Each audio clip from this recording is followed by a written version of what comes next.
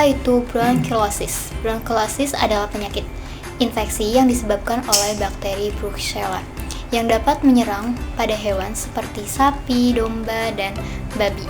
Bakteri ini juga dapat menyerang manusia, namun menurut WHO, penularan pada manusia ke manusia itu sangat jarang terjadi.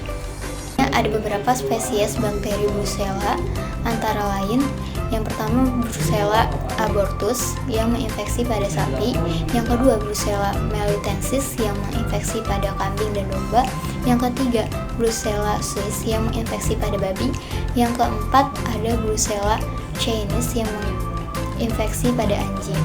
Bakteri Brucella adalah bakteri gram negatif, intraseluler fakultatif, dan dapat bertahan hidup di dalam sel-sel inang. Selanjutnya, saya akan menjelaskan penularan brucellosis pada manusia dan hewan yang terinfeksi melalui beberapa cara. Untuk yang pertama, kontak langsung dengan hewan yang terinfeksi seperti anjing, babi, sapi, dan lain-lain.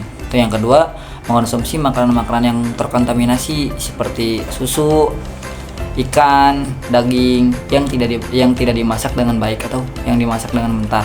Lalu yang ketiga, inhalasi bakteri Brucella terutama di lingkungan kerja seperti laboratorium, rumah potong hewan, rumah potong ayam, dan lain-lain.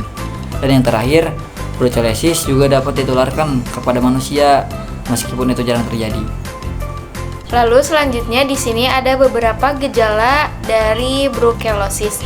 Gejala brucellosis pada manusia bervariasi, tapi umumnya yaitu demam yang berkepanjangan lebih dari 1 minggu, lalu menggigil dan berkeringat, sakit kepala, kelelahan, dan kehilangan nafsu makan. Lalu ada sakit otot dan sendi, serta pembengkakan kelenjar getah bening. Gejala ini dapat bervariasi dan berlangsung lama, bahkan berbulan-bulan. Selanjutnya ada diagnosis. Diagnosis brucellosis dilakukan melalui tes darah untuk mendeteksi antibodi terhadap bakteri brucellosis. Yang pertama ada tes serologi, seperti uji aglutinasi atau ELISA atau tes reaksi berantai polimerase atau PCR. Dapat digunakan untuk mengkonfirmasi infeksi. Yang kedua, kultur bakteri dari sampel darah, sumsum tulang, atau cairan tubuh lainnya. Juga dapat dilakukan untuk mengidentifikasi spesies brucellosis. Selanjutnya ada pencegahan brucellosis. Upaya pencegahan brucellosis meliputi pasteurisasi susu dan produk susu untuk membunuh bakteri Brucella.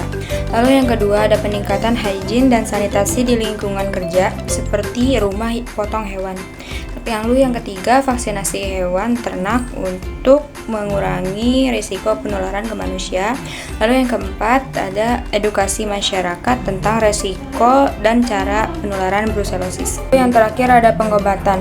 Pengobatan brucellosis biasanya melibatkan kombinasi antibiotik selama beberapa minggu atau bulan.